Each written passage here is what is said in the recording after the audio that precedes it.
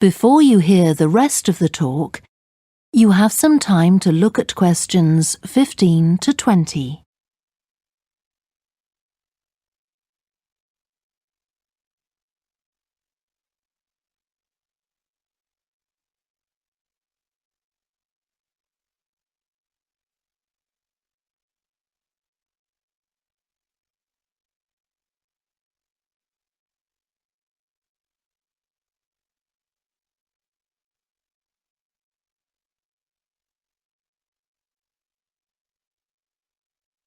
Now listen and answer questions 15 to 20.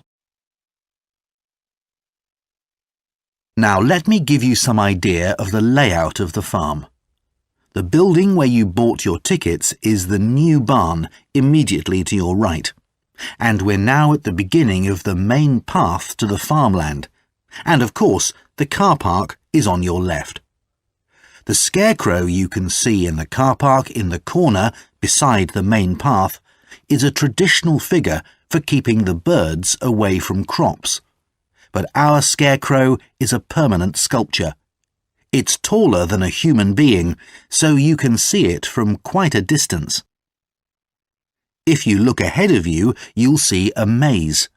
It's opposite the new barn, beside the side path that branches off to the right, just over there. The maze is made out of hedges which are too tall for young children to see over them, but it's quite small, so you can't get lost in it. Now, can you see the bridge crossing the fish pool further up the main path? If you want to go to the cafe, go towards the bridge and turn right just before it.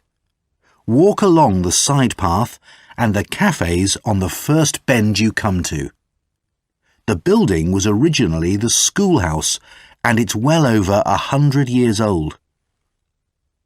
As you may know, we run skills workshops here, where you can learn traditional crafts like woodwork and basket making. You can see examples of the work and talk to someone about the courses in the Black Barn. If you take the side path to the right, here, just by the new barn, you'll come to the Black Barn, just where the path first bends. Now, I mustn't forget to tell you about picnicking, as I can see some of you have brought your lunch with you. You can picnic in the field, though do clear up behind you, of course. Or if you'd prefer a covered picnic area, there's one near the farmyard, just after you cross the bridge. There's a covered picnic spot on the right. And the last thing to mention is Fiddy House itself. From here you can cross the bridge, then walk along the footpath through the field to the left of the farmyard. That goes to the house, and it'll give you a lovely view of it. It's certainly worth a few photographs, but as it's a private home, I'm afraid you can't go inside. Right, well, if you're all ready, we'll set off on our tour of the farm. That is the end of section 2. You now have half a minute to check your answers.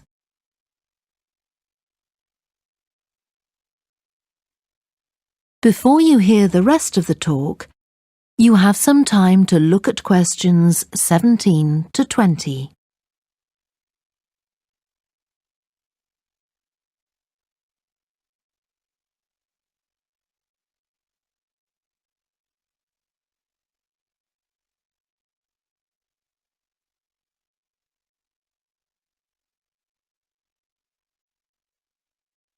Now listen and answer questions 17 to 20. Now, a word about the layout of the building. The auditorium, stage and dressing rooms for the actors are all below ground level. Here on the ground floor, we have most of the rooms that the public doesn't see. The majority are internal, so they have windows in the roof to light them. Standing here in the foyer, you're probably wondering why the box office isn't here, where the public would expect to find it. Well, you might have noticed it on your way in. Although it's part of this building, it's next door, with a separate entrance from the road. For the theatre manager's office, you go across the foyer and through the double doors. Turn right, and it's the room at the end of the corridor, with the door on the left. The lighting box is where the computerized stage lighting is operated, and it's at the back of the building. When you're through the double doors, turn left, turn right at the water cooler, and right again at the end. It's the second room along that corridor. The lighting box has a window into the auditorium, which of course is below us. The artistic director's office is through the double doors, turn right, and it's the first room you come to on the right-hand side. And finally, for the moment, the room where I'll take you next, the relaxation room. So, if you'd like to come with me. That is the end of section 2. You now have half a minute to check your answers.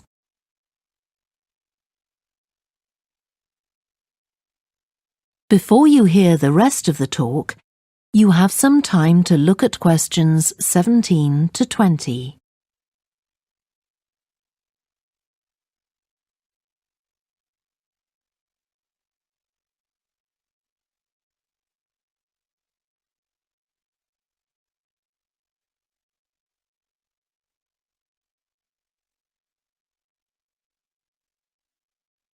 Now listen and answer questions 17 to 20.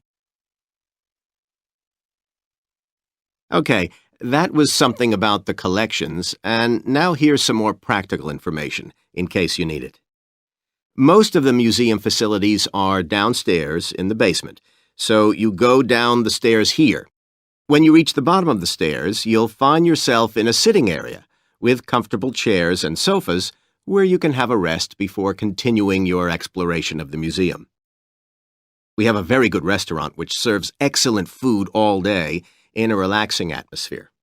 To reach it, when you get to the bottom of the stairs, go straight ahead to the far side of the sitting area, then turn right into the corridor. You'll see the door of the restaurant facing you. If you just want a snack or if you'd like to eat somewhere with facilities for children, we also have a cafe. When you reach the bottom of the stairs, you'll need to go straight ahead, turn right into the corridor, and the cafe is immediately on the right. And talking about children, there are baby-changing facilities downstairs. Cross the sitting area, continue straight ahead along the corridor on the left, and you and your baby will find the facilities on the left-hand side. The cloakroom, where you should leave coats, umbrellas, and any large bags, is on the left-hand side of the sitting area. It's through the last door before you come to the corridor. There are toilets on every floor, but in the basement, they're the first rooms on the left when you get down there. Okay, now if you've got anything to leave in the cloakroom, please do that now, and then we'll start our tour. That is the end of section 2. You now have half a minute to check your answers.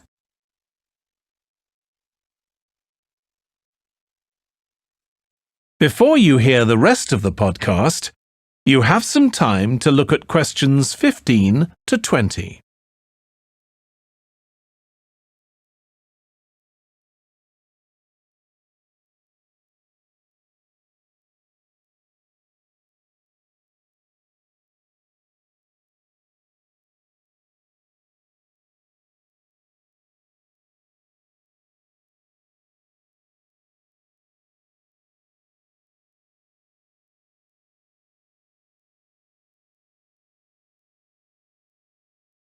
Now listen and answer questions 15 to 20. The sheep market is one of the main centres for art and history in the whole of the country. If you look at our map, you'll see some of the main attractions there. Most visitors start from Crawley Road at the bottom of the map. The Reynolds House is one of the oldest houses in the city and is open to the public. It's on the north side of Crawley Road, next to the footpath that leads to the public gardens. The area is particularly interesting for its unusual sculptures. The thumb is just what its name suggests, but it's about 10 metres high. You'll see it on Hill Road, across the road from the bank. The museum's got a particularly fine collection of New Zealand landscapes. It's on the east side of the sheep market, on City Road. It's on the other side of the road from the public gardens, immediately facing the junction with Hill Road. The Contemporary Art Gallery is on a little road that leads off Station Square, not far from the public gardens. The road ends at the gallery. It doesn't go anywhere else. That's open every day except Mondays. The Warner Gallery specialises in 19th century art. It's on City Road, near the junction with Crawley Road, on the same side of the road as the public gardens. It's open on weekdays from 9 to 5 and entry is free. Finally, if you're interested in purchasing high-quality artwork, the place to go is Nucleus. You need to go from Crawley Road up through Station Square and east along Hill Road until you get to a small winding road turning off. Go up there and it's on your right. If you get to City Road, you've gone too far. That is the end of section 2. You now have half a minute to check your answers.